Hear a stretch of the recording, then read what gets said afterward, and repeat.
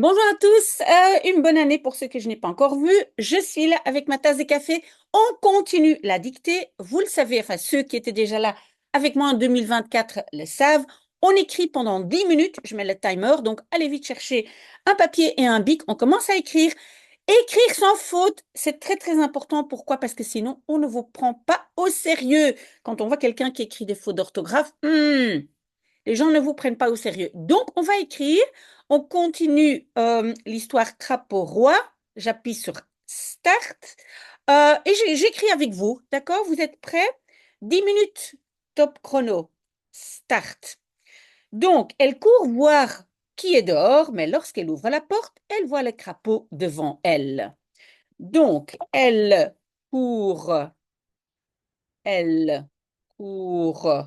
voir qui est dehors, il est dehors, virgule, mais lorsqu'elle ouvre la porte, virgule, elle voit le drapeau devant elle. Voilà, moi je corrige aussi parce qu'ici j'ai écrit des fautes aussi, c'est devant. Ok, donc elle court, oui, quand c'est elle, hein, c'est un verbe SST, donc il y a bien un T. Voir qui est. Oui, qui, ça c'est comme troisième, peut-être je vais agrandir un tout petit peu. Qui, ça c'est comme la troisième personne, hein, comme il ou elle, donc EST. Dehors, virgule, mais lorsqu'elle, bien regardez, elle ouvre. Elle ouvre, oui, ça c'est un verbe E-E-S-E. Si vous ne le savez plus, vous retournez dans le dossier. Elle voit, et donc voit, ça c'est un verbe SST, donc il y a bien un T. Le crapaud devant elle. On continue. Je lis d'abord la phrase, hein. Bien vite, elle referme la porte et se remet toute tremblante à table. Donc, bien vite, virgule, elle referme la porte et se remet toute tremblante à table. Non, virgule, toute tremblante, virgule, à table. OK, point. On va regarder. Donc, bien vite, oui. Elle referme, oui, refermer, un verbe E-S-E, donc c'est bien E, la porte, et se remet.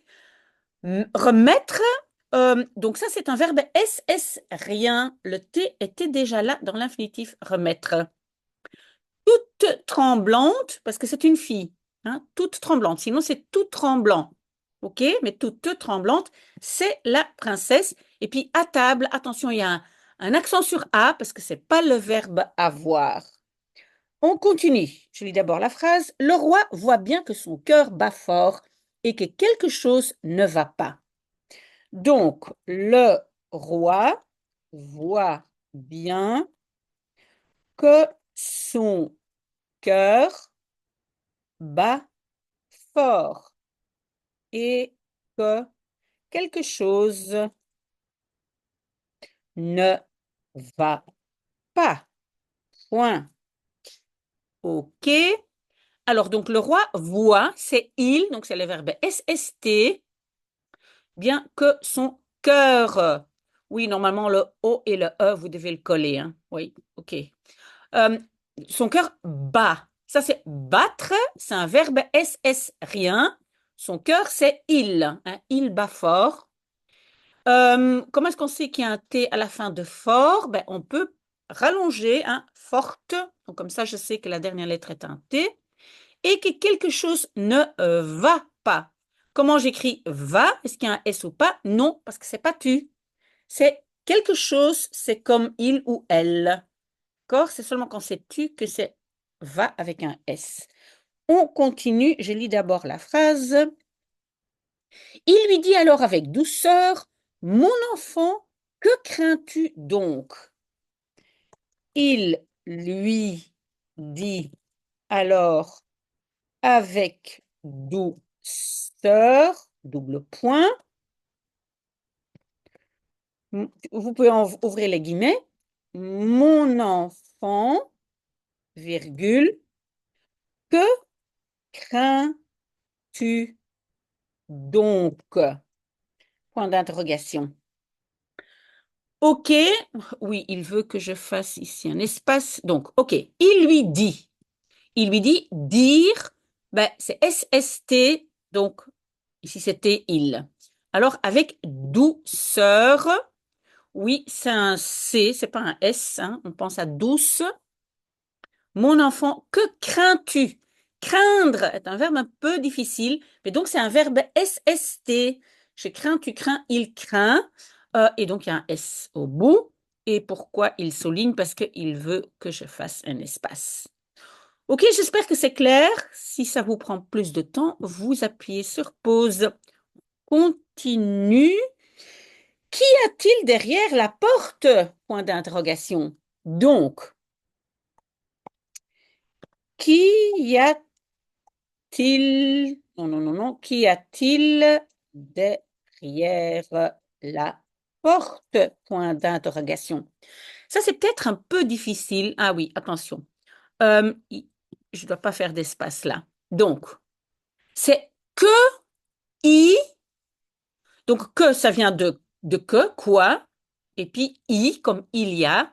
Hein, et le a de il y a aussi.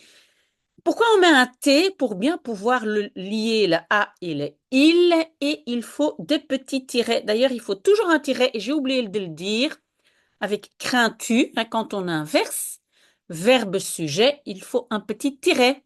D'accord? Crains-tu, mais aussi y a-t-il? Et on rajoute un T avec deux petits tirets. D'accord? C'est un peu difficile. Derrière est donc, accent grave, la porte.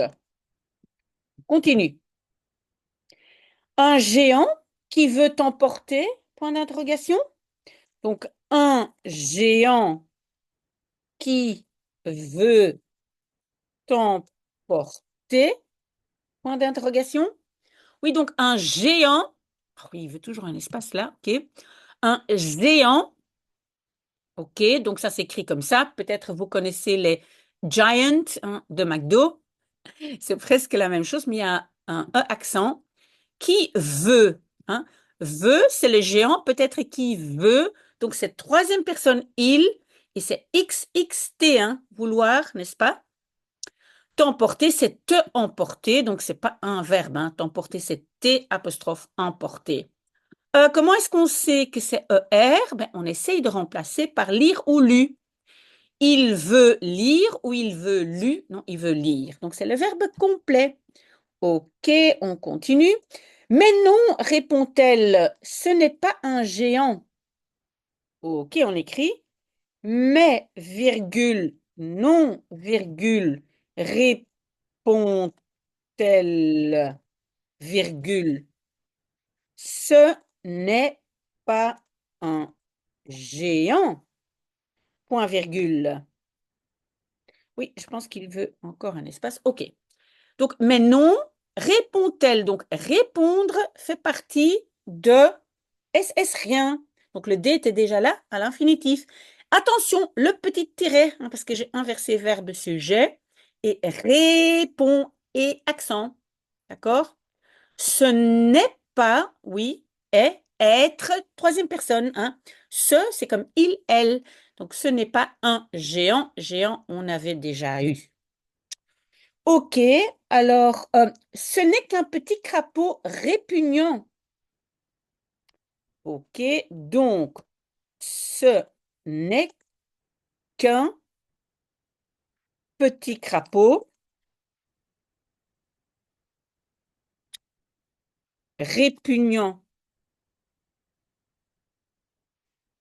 Ok, et puis il y a un petit tiret, mais bon, ça c'est pas important. Ok, donc, ce n'est que, oui, entre-temps, on sait écrire ça, ce n'est qu'un, hein, c'est que un, attention, apostrophe un. Petit, oui, il n'y a pas de E parce que c'est masculin. Crapaud, on sait écrire. Et puis, répugnant. Et, ok? Et c'est A-N-T à la fin, attention. Et en fait, vous allez avoir de plus en plus une image visuelle, donc en écrivant beaucoup, ça va venir. Que te veut-il donc ce crapaud? Que te veut-il donc ce crapaud? OK. Que te veut-il? Oui. Troisième personne, XXT. Et attention, inversion. Donc, il y a un petit tiret. Ce crapaud, oui, il veut toujours un espace. OK. Parfait. Ah, mon cher Pierre, pardon. Ah, mon cher père, hier, je suis allée dans la forêt près de la fontaine. Ah, virgule, mon cher père, virgule. Hier, virgule, je suis allée dans la forêt près de la fontaine. Près de la fontaine. Point. OK, donc, mon cher père, oui, attention, cher, c'est masculin. D'accord? Donc, pas d'accent, pas de E. Père, par contre, il s'écrit avec un accent grave. OK? Hier, ça, on sait écrire. Je suis allée. C'est la princesse qui est allée. Donc, je suis allée, c'est la princesse qui parle. Donc, il faut un E supplémentaire ici au bout. Dans la forêt, attention, il y a un circonflexe sur le E de forêt. Pourquoi? Parce qu'en anglais, il y a un S. Forest. Peut-être vous ne le savez pas, alors il faut apprendre par cœur. Et souvent, quand il y a un S en anglais, il y a un circonflexe en français. Près, attention, près, accent grave, de la fontaine. Oula! Ah ben voilà, c'est déjà fini, j'allais faire une nouvelle phrase, mais c'est très très bien, je continue mon café et soyez là la semaine prochaine, écrire 10 minutes par semaine, ce n'est vraiment pas exagéré. J'espère que Max est parmi nous et plein d'autres très très bons dimanches.